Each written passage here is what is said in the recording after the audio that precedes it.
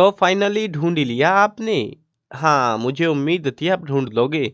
आज की इस वीडियो में मैं आपको बताऊँगा कक्षा 10 हिंदी नैतिक शिक्षा हरियाणा बोर्ड की किताब है आपकी और इसका पाठ नंबर 7 के अभ्यास के प्रश्न उत्तर आज इस वीडियो में होने वाले हैं। पाठ का नाम है बर्डमैन ऑफ इंडिया सालिम अली। बहुत खूबसूरत सी कहानी थी जो कि मैंने आपको करा दी है। अब यहाँ पे हम प्रश्न उत्तर करेंगे इसके, तो लेकिन हाँ, वीडियो स्टार्ट करने से पहले बता देता हूँ आपको इस कंप्लीट बुक का सॉल्यूशन लिखा हुआ भी मिल जाएगा वेबसाइट के ऊपर और साथ में वीडियोस भी मिल जाएंगी। सारी वीडियोस जो आपको प्लेलिस्ट में मिलेंगी, एक पूरी प्लेलिस्ट बना रखी है जिसके अंदर आपको हर चैप्टर के explanation, question answer, important question आपको मिल जाएंगे। इंपॉर्टेंट क्वेश्चन की वीडियो एक अकेली वीडियो बनाऊंगा मैं जिसमें पूरी बुक के इंपॉर्टेंट क्वेश्चन होंगे। सो वो वाली वीडियो भी देख लेना, प्लेलिस्ट में आपको मिल जाएगी। ठीक है, चलो सारे लिंक जो है ना वेबसाइट का भी प्लेलिस्ट का भी डिस्क्रिप्शन में है, चेक कर लेना। अब शुरू करते हैं क्वेश्चन आंसर को। खूबसूरत से क्वेश्चंस है हमारे पास में और जो क्वेश्चन अभ्यास वालों में से इंपॉर्टेंट रहेंगे वो भी मैं आपको बता दूंगा कि हाँ, इनको एटलीस्ट आप पढ़ लेना, याद कर लेना अच्छे से। पहला प्रश्न है, सालिम अली को बर्डमैन ऑफ इंडिया क्यों कहा जाता है? काफी इंपॉर्टेंट क्वेश्चन है, बहुत मस्त क्वेश्चन है इस चैप्टर से। सालिम अली ने अपनी पूरी जिंदगी पक्षियों के लिए लगा दी। कहते हैं सालिम अली परिंदों की जुबान समझते थे, मतलब उनकी भाषा समझते थे और इसी कारण उन्हें बर्ड मैन ऑफ इंडिया कहा गया है। ठीक है ना, मतलब वो पक्षियों से बहुत ज्यादा प्यार करते थे। अगला प्रश्न देखते हैं, सालिम अली को अपने प्रकृतिवादी कौशल को निखारने का मौका कहाँ और कैसे मिला?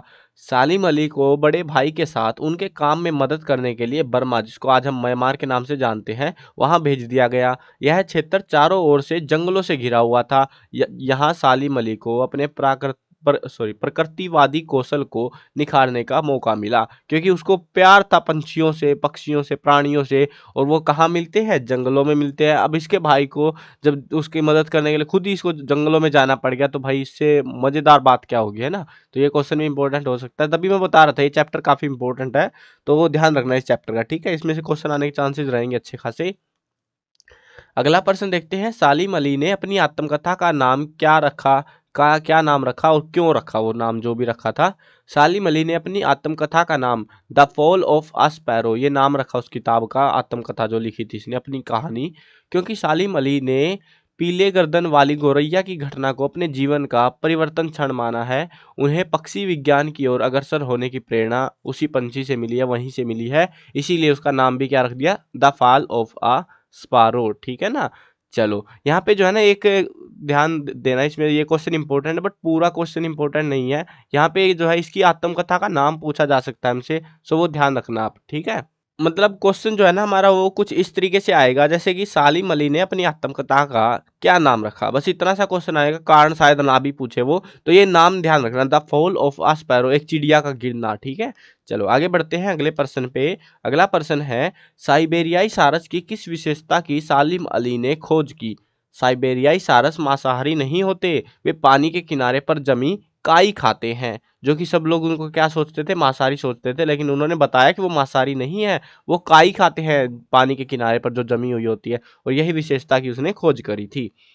अगला प्रश्न देखते हैं, सालिम अली ने बिना कष्ट पहुंचाए चिड़ियों को पकड़ने की किन विधियों की खोज की? उनके पास बिना कष्ट पहुंचाए चिड़ियों को पकड़ने के 100 से ज्यादा तरीके थे। बिना कष्ट पहुंचाए चिड़ियों को पकड़ने की प्रसिद्ध गाग एंड फायर और डक्कन विधि, ये जो दोनों तरीके थे ये सालिम अली की ही खोज है, उन्होंने ये तरीके खोज निकाले थे। अगला प्रश्न देखते हैं, सालिम अली को पक्षी शास्त्री के रूप में मान्यता कैसे मिली?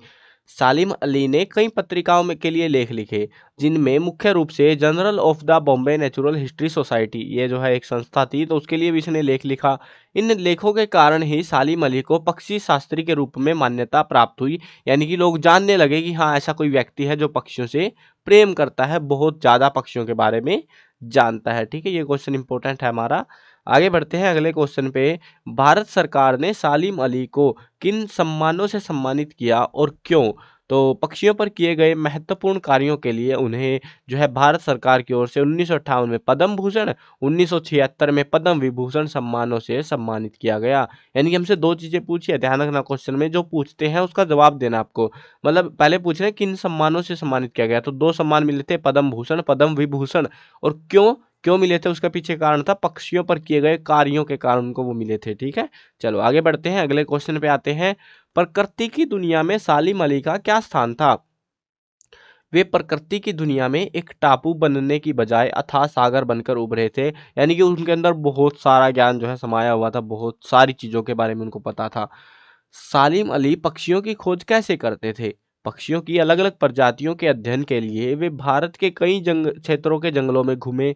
कुमाऊँ के तराई क्षेत्र में उन्होंने बया की एक ऐसी प्रजाति ढूँढ निकाली जो लुप्त घोषित हो चुकी थी। सालिम अली ने पक्षियों को इतना निकट से पहचाना कि वे पक्षियों के साथ उनकी भाषा में बात भी कर लेते थे और यही वो चीज़ थी जिससे वो पक्षियों की खोज कर पाते थे। यानी कि उनकी आवाज़ निकाल के बुलाना हो गया, पकड़ने के तरीके या अलग-अलग जो मेथड्स थे उन्हें अप्लाई करें और उसके चलते वो ऐसे ढूँढ निकालते थे। अगला प्रश्न देखते हैं, सालिम अली के स्वभाव की क्या-क्या विशेषताएँ थी? तो यहाँ पे ये सारी विशेषताएँ पॉइंट वाइज़ चाहो तो लिख सकते हो, बढ़िया रहेगा आपके लिए। बट हाँ, क्वेश्चन आएगा तो 2 या 3 नंबर में आएगा, ठीक है? अगर देखेंगे वो तो फाइनल एग्ज़ाम में कैसे क्वेश्चन आते हैं, किस हिसाब से नंबर देंगे वो हमारे, तो उस हिसाब से बना देंगे हम, ठीक है ना? तो ये जो है 2 या 3 नंबर का क्वेश्चन बनेगा अपना। सालिम जो है अनन्य प्रकृति प्रेमी और विचारशील व्यक्ति थे। प्रकृति तथा पक्षियों के प्रति उनके मन में कभी ना खत्म होने वाली जिज्ञासा थी।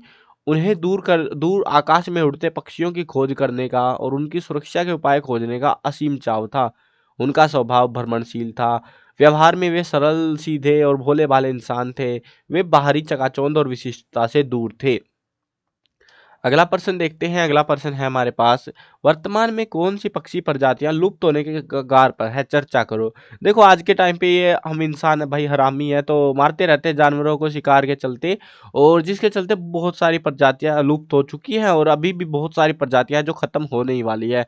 इनमें से जैसे देखें तो ग्रेट साइबेरियन क्रेन, कोडावन जिसको हम इंडियन बस्टर्ड के नाम से जानते हैं, सफेद पीठ वाला गिद्ध, लाल सिर वाला गिद्ध, जंगली उल्लू, सफेद पेट वाला बुगला आदि ऐसे कुछ पंछी हैं जो लुप्त होने के कगार पर आ चुके हैं। अगला प्रश्न देखते हैं, सालिम अली जैसे व्यक्ति के लिए ऐसी मृत्यु का विधान क्या न्याय संगत जान पड़ता है, चर्चा करो। जैसे उनकी मृत्यु हुई तो देखते हैं उसके बारे में क्या राय है। सालिम अली की मृत्यु कैंसर जैसी घातक बीमारी से हुई। ऐसी प्रकृति प्रेमी को ऐसी मृत्यु नहीं आनी चाहिए थी। उनकी प्रकृति से जुड़ाव के कारण के बावजूद यह मृत्यु न्याय संगत नहीं जान पड़ती है। बस यही कह सकते हैं भाई हम। वैसे तो देखो कहे तो भाई 91 साल की उम्र में वो कैंसर से मर गए, तो भाई वैसे उम्र तो हो गई थी यार, है ना? चलो कोई ना, जो भी था अब कहना तो पड़ेगा भाई, उत्तर में कुछ तो लिखना पड़ेगा। ये जो 2 प्रश्न है ये आपको खुद ही करने हैं, इसमें कुछ नहीं करना। देखो आसान सा है। विशिष्ट चोंच वाले किन्हीं 5 पंछियों के विषय में जानकारी एकत्र कर सचित्र परियोजना तैयार करो। यानी कि आपको 5 ऐसे पक्षी ढूँढ निकालने हैं जिनकी चोंच हो ऐसी अजीब-अजीब सी। कुछ चोंच लंबी वाली चोंच वाले ढूँढ लेना, छुटकी सी चोंच वाले ढूँढ लेना, या ऐसी चोंच ऐसे वाले चोंच वाले ढूँढ लेना।